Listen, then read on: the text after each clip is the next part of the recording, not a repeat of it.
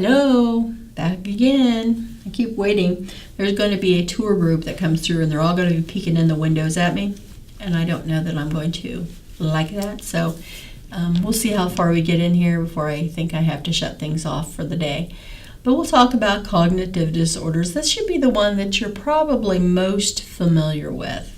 It is an organic brain disorder. It falls onto the spectrum in psychosis as organic. So it has to do with the brain's ability to process and retain. You have problems with reasoning and judgment, perception, and attention. And it's a disruption in the higher level brain functions. Okay. Now there are two differentiations that I need you to know the difference between. There's delirium and there's dementia. And most of you are probably very familiar with dementia.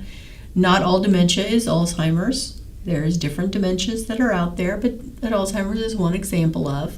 Delirium can happen with anybody. Anybody can become delirious. Alcoholics who are going through the DTs, the delirium tremors.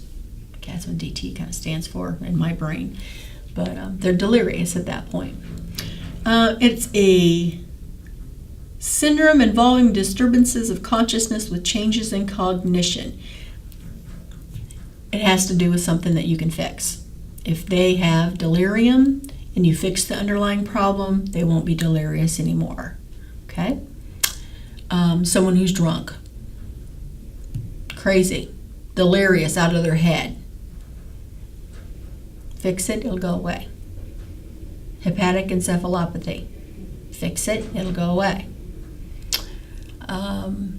Child telling you they see things crawling all over the place. They have an extremely high fever. Fix it, it goes away. Okay.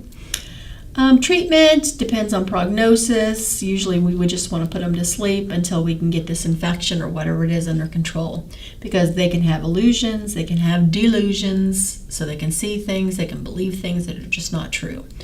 Some potential causes of delirium. I like the little mnemonic, I watch death. So I stands for infection, which is the most common. I get called into the nursing homes for behaviors, and they'll say, she's picking at the air. She says she sees a man in her room every night. When the lights go out, she is just hitting everybody and spitting and biting. And oh my gosh, give her some medicine, make her stop. And the first thing I'm going to ask is, did you dip a urine? Little old ladies never know when they have a UTI. They just can't tell. So they dip urine, get a UTI. Sure, I'm going to give you a med, but I'm going to give you Cipro, or I'm going to give you something like that, Bactrim, to clean up that urine before we go anywhere else. Once the urine's fixed, they're back to normal. Withdrawal, alcohol withdrawal, the DTs, opiate withdrawal. Acute metabolic processes, fluid and electrolytes out of balance, renal failure, acid-base disorders, abnormal glucose control, pancreatitis can make you delirious. T, trauma, head injury. Yeah, you can become delirious when you've had a head injury. Fractured, concealed bleed, urinary retention, fecal impaction, that's traumatic. It can cause delirium. C, CNS pathology, dementia. You can have delirium on top of dementia. If you have a very gentle Alzheimer's patient who doesn't know who she is or where she's at, and then all of a sudden she is completely the opposite and is hateful and spitting and biting at people, she could have a urinary tract on top of being dementia. So you have to think about that. Some sort of pathology in the brain themselves sometimes can mask delirium. You think, it's just changing her dementia, she's getting worse. Not all the time. H, hypoxia. Some of the more interesting people, as they're dying or they're passing away, are the COPDers. If you can get past the fact that they are struggling with breathing and they're into pattern breathing and they're more relaxed, you've got morphine or whatnot on board, and you listen to them or you sit with them and talk with them, they'll tell you they're seeing things, they're hearing things. My own grandmother, she saw her husband. She told me, she goes, well, your granddaddy's over there. Do I believe she actually saw him? No, she's hypoxic. That's what I believe. It's just one of those things that oxygen does for us. It keeps us all sane. Deficiencies: vitamin B12, folate, protein, calories, water. I often wonder when they go off on their Naked and Afraid, is that the show where they send them off without anything into the wilderness, if they don't develop fluid problems and are just reacting to it when they get some of these crazy ideas. But I always think of this one as the guy crawling through the desert and he sees the oasis. He's hallucinating. He's missing his water. He's missing water. Your alcoholics can get in this too with folate and vitamin B12 deficiencies. D and deficiencies. E is endocrine. Cancer. Cancer can cause delirium. Thyroid problems can cause delirium. A, vascular strokes, myocardial infarctions. Yeah, people can become delirious after that. They tend to associate it with a fever or an infection, but that's not always the case. Sometimes it's just a presentation of being post-op. And then toxins, heavy metals. What was it? Oh my gosh. The guy, mercury in thermometers is very toxic. And one of the big things that when we used to use mercury thermometers, patients would begin having delusions, hallucinations and things if we had a lot of broken thermometers. This is before my time too, so don't laugh. But yeah, heavy metals, toxins, that can cause delusions. There's heavy metals, mercury, platinum. Yep. So I watched death. So what do we want to do? We want to do the history, look and see how they were before and how they are now, general appearance, thought processes, the sensorium, the LOC, the judgment, roles and relationships, self-care. If they came in and they're ANO times 4, ANO times 3. Well, first of all, there's alert, there's lethargic, confused, obtunded, and stuporous, right? And then coma. There's 6 phases to alertness. And then person, place, and time is what we teach here. So not everybody is alert and oriented times 3. Some people are stuporous and oriented times 0. Some people are fatigued or lethargic and oriented times 3. However you choose to document it. But you need to, what you're going to look for is the change. And it's a quick change from 1 minute to the next. And they're a different person. Okay? Make sure they're safe. They're not confused. This is the post-op patient. Lady comes in. She's ANO times 3. 3 o'clock in the morning, she's climbing over the side rails. She's delirious. Okay. Let's see. Lots of times we can get it corrected quickly. Sometimes not so much. It takes a little bit longer, especially with chronic disease processes like hepatic encephalopathy that's associated with chronic alcohol use. That may take a little while to clear the brain of all that ammonia. So if you're looking at delirium versus dementia, you're going to see delirium's acute, dementia is gradual. Delirium has inattention, where dementia, they'll attend to you, they just don't know who you are. Abnormal LOC, level of consciousness, whereas dementia, they usually have normal level of consciousness. They're usually alert. Fluctuations in minutes, I told you that. There's no real changes in dementia for days. Dementia is not reversible, whereas delirium is. Hallucinations are common in both, but for dementia, it's usually not until closer to the end of life.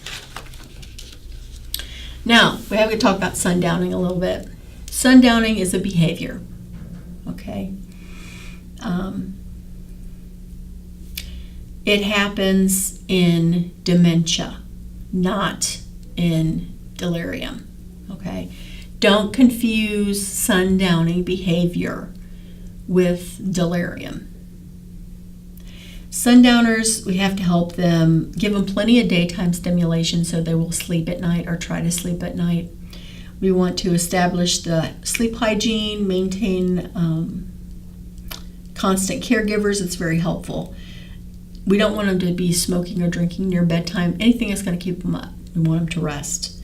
So we're going to give the laxatives early in the day, provide personal care at the same time each day, make sure they've got all their needed ADL equipment, so hearing aids, glasses, and they're clean and usable. Establish the regular dose of drug for disturbing behaviors if it's needed, and chances are if it's a nursing home, it's going to be Haldol. Consider late night, bright afternoon light exposure. There's some studies right now with Alzheimer's and the use of blue light therapy, which I might get into. I'm kind of interested in that, using it to deter these behaviors, especially during full moon cycles. So if I do something like that, I'll let you know. Dementia, we understand dementia. We know what it is. It's multiple deficits with aphasia, apraxia, agnosia, and disturbances in higher executive functioning. And I've even given you some examples of them.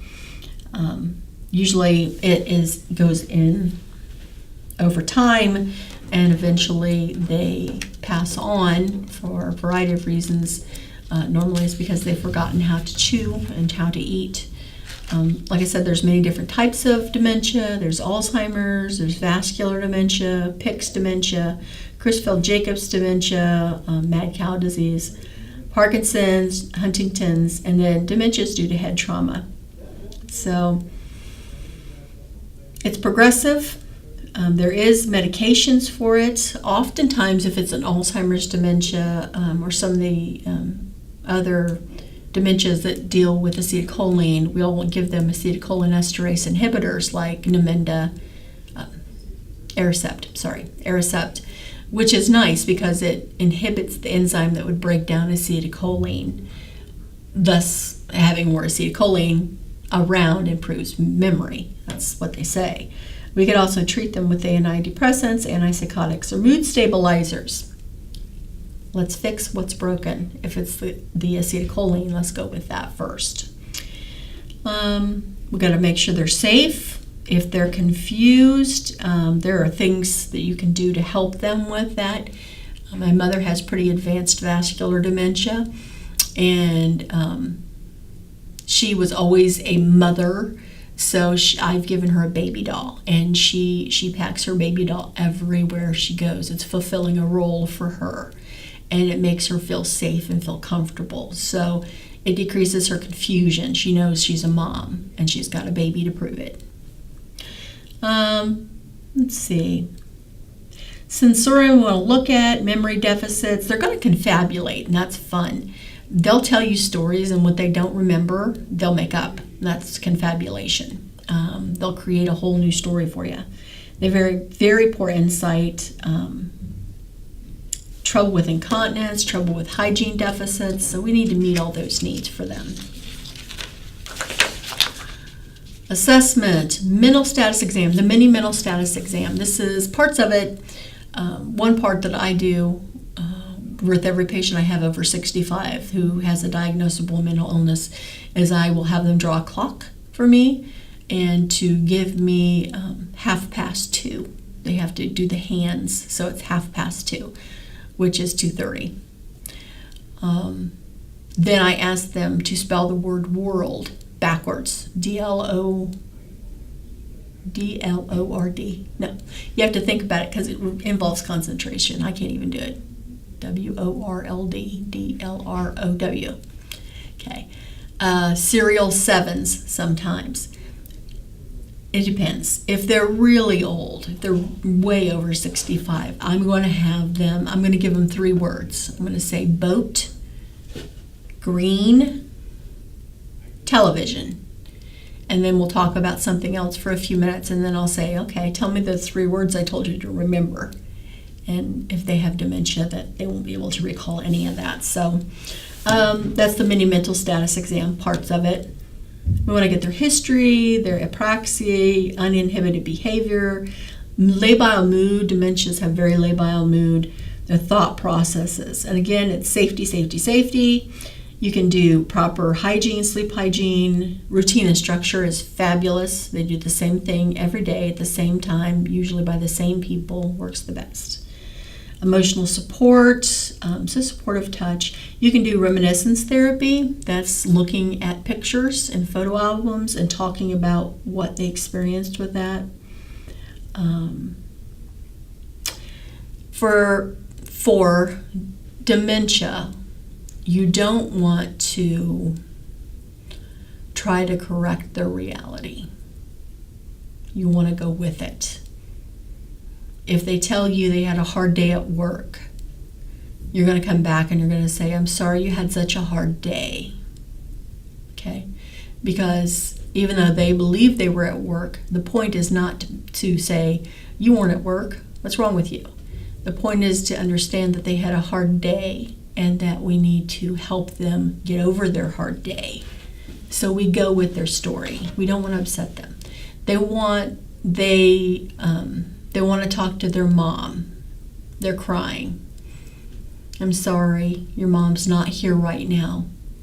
It's okay. I'm here with you.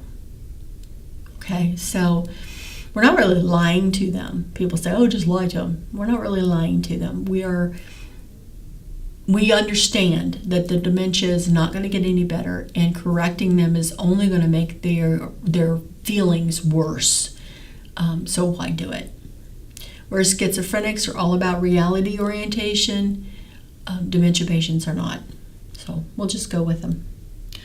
Can they live? Well, they can live out. They can live in their community for as long as they want to. I have a gentleman right now, his wife's moderate Alzheimer's disease. He takes very good care of her.